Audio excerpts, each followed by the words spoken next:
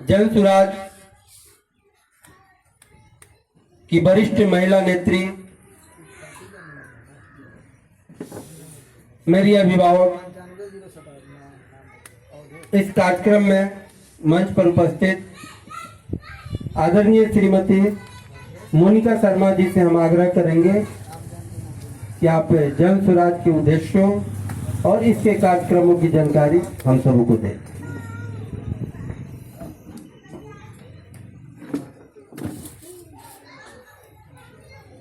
मैं मोनिका कुमारी इस सम्मानीय सभा को नमन करती हूँ।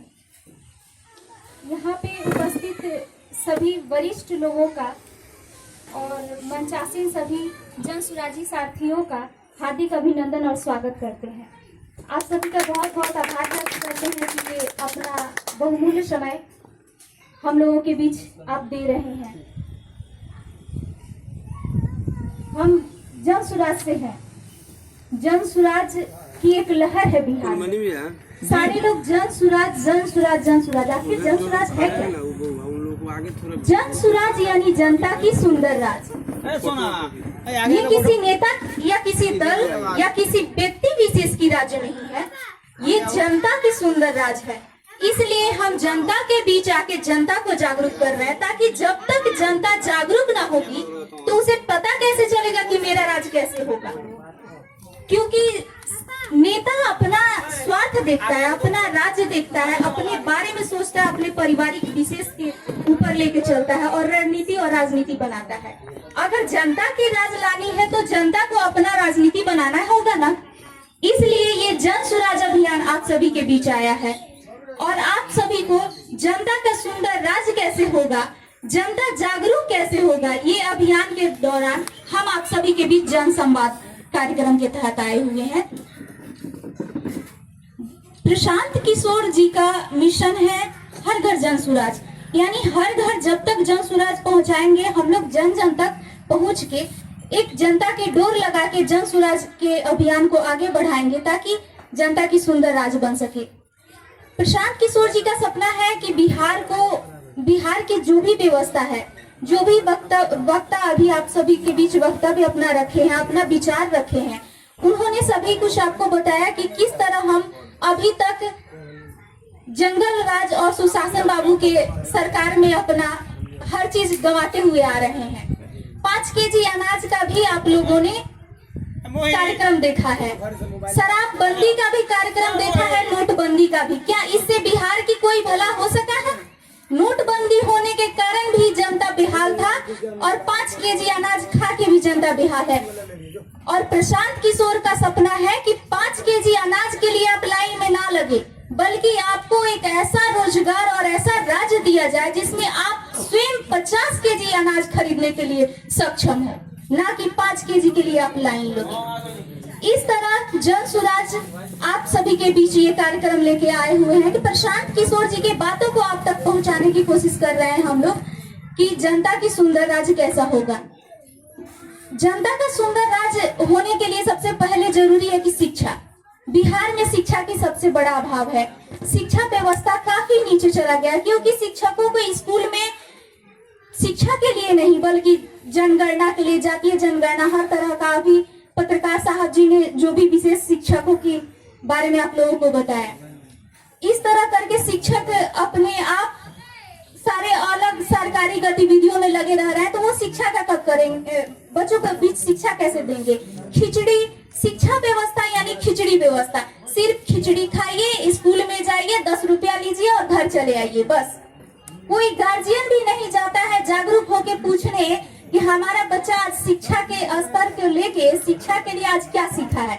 वो कोई सवाल नहीं करता है, बल्कि जब हमारे बच्चों को पैसा नहीं मिलता है तब स्कूल पहुंचते हैं कि भाई मेरे बच्चे को आज पैसा नहीं मिला, स्टाइपेंड नहीं मिला, ड्रेस का पैसा नहीं मिला, पुस्तक का पैसा नहीं मिला, इसके लिए पहुंच जाते हैं। लेकिन शिक्षा के लिए कोई जनता कोई जागरूक होके नहीं जाता है। मुर्गा भात के लिए बिक जाती है जनता। इसलिए अब जनता को बिकने की जरूरत नहीं है, बल्कि नेताओं को ये सबक सिखा के अपने लिए सवाल खड़ा करना है कि हमको 5 केजी अनाज नहीं चाहिए, मुर्गा भात नहीं चाहिए, अपने बच्चों का भविष्य मांगिए, अपने बच्चों के लिए शिक्षा और युवाओं के लिए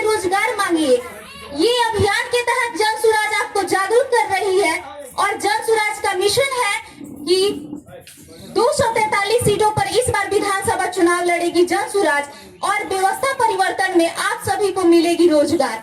ये रोजगार का नेता आते हैं, अपना भाषण करते हैं, आपको बहुत सारे सपने दिखाते हैं और चले जाते हैं, लेकिन ये सपना अब नेताओं का नहीं, आप सभी का है। अगर आप सभी को रोजगार चाहिए, बच्चों के लिए शिक्षा व्यवस्था चाहिए, तो इसके लिए आप सभी को जागरूक होना होगा और आप सभी मतदाता मालिकों को जागरूक होना, क्योंकि सभी लोग आप एक एक वोट सभी लोग देते हैं। इस वोट की कीमत को समझते हुए उसका दुरुपयोग ना करें, पैसे पे ना बेचे, मुर्गा भात पे ना बेचे और जाति पे ना बेचे। जाति के झंडा ढोने से आज तक कुछ हुआ है क्या? बगल का भाई ही तो भाई का सपोर्ट करता ही नहीं है, तो जात के झंडा लेके क्या जात का लालू जी आप लोग के लिए कुछ कर देंगे क्या?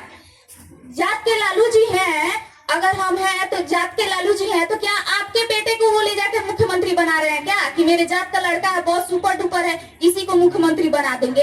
नहीं, बल्कि वो अपने 9वीं फेल लड़का का भविष्य देख रहे हैं, ना कि आपके बच्चों का भविष्य देख रहे हैं। तो इसके लिए आप जाति का झंडा ढोते रहिए और लालू जी का बेटा सीएम बने, कल उनके बाद उनका परपोता सीएम बने, उसके बाद सारा परिवारवाद और वंशवाद की राजनीति चले, जनता का राज कभी आएगा ही नहीं। इस तरह का अगर आप लोग जातीय झंडा ढोते रहेंगे तो इसलिए आप सभी जन स्वराज अभियान के तहत जागरूक होके जाति का झंडा, जात धर्म पात से ऊपर उठ के जन स्वराज का समर्थन करते हुए जनता का सुंदर राज्य बनाइए और बिहार को अग्रणी राज्य मिलाइए।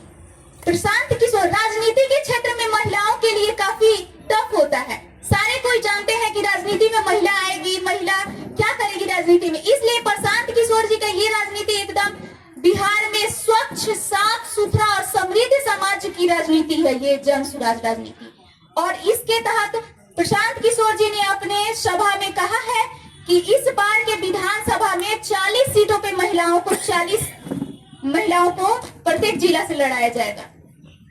तो इस तरह जन स्वराज एक सुसज्जित, समृद्ध और समृद्ध समाज का निर्माण करने के लिए महिलाओं को भी जागरूक करते हुए इस अभियान को आगे बढ़ाने का कार्य कर रहा है। इसलिए आप सभी जाति धर्म से ऊपर उठ के जनता का सुंदर राज लाइए और जन स्वराज को अपनाइए और जनता का सुंदर राज के लिए, बिहार के आने वाले भविष्य के लिए, अपने बच्चों के भविष्य के लिए, ना कि बिहार हमेशा का पिछड़ा राज्य रहे और दूसरे राज्यों में जाके बिहारी शब्द से गाली सुनता रहे।